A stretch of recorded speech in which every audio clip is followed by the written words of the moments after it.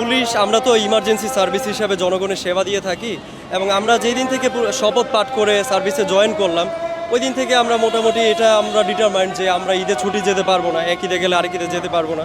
এখন আমরা আমাদের লাইফটা সেলফলেস।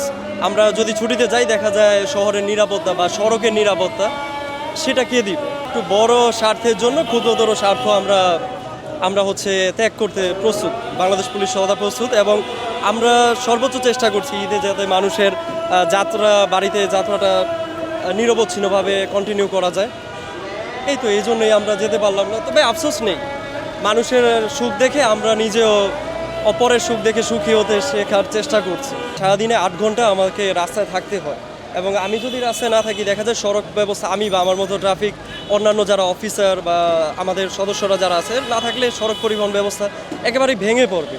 তো সেক্ষেত্রে রাস্তায় থাকে এটাই আমার কাজ, থাকতে হবে।